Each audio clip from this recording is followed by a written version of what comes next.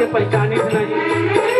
लेकिन ये भी गार्जियन हुई है, यहाँ के मालिक हुई है या कार्यकर्ता हुई है, सबसे हम ये निवेदन करें भैया आप लोग आगे आए, आगे आके आप लोग बैठी, कम से कम हम सब कुछ भी गाय हम लोग ताली बजाइए तो सबसे बड़ा आनंद बढ़।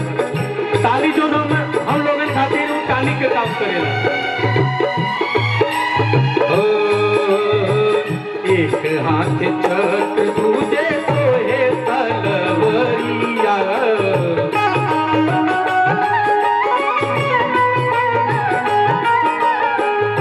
भजतन के गूंजत बाटे भारी जय करिया।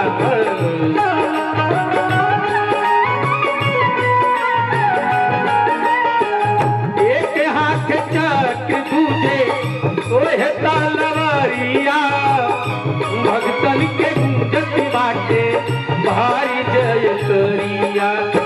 सोना के मुकुटवा सोहे, सोना के मुकुटवा सोहे, माई के कपाल रूपवा मनवा मोर, बाड़ी शेर पर सवार रूपवा मनवा मोर, बाड़ी शेर पर सवार रूपवा मनवा मोर।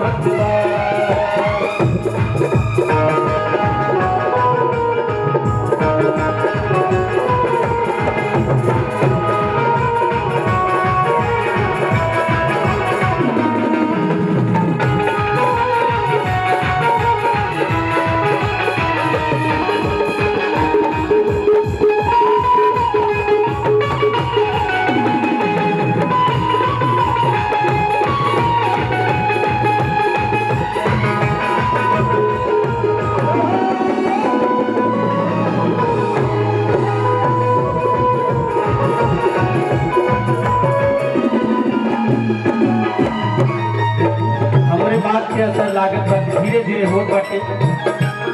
जे भी कार्यकर्ता बानी, गार्जियन बानी, आप लोग आके ये बैठी, हम भी अच्छा लगे, आप लोगों को भी अच्छा लगे, इतना पैसा खर्चा करके कार्यक्रम कराओ देना आप लोग।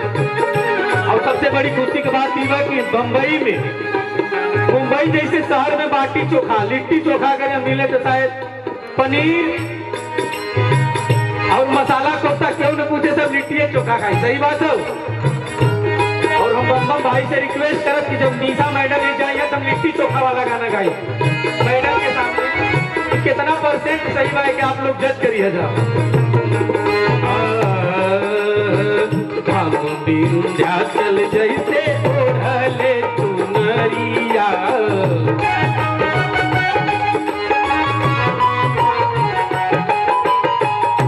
चमके सितारा चमचम हटे नजरिया।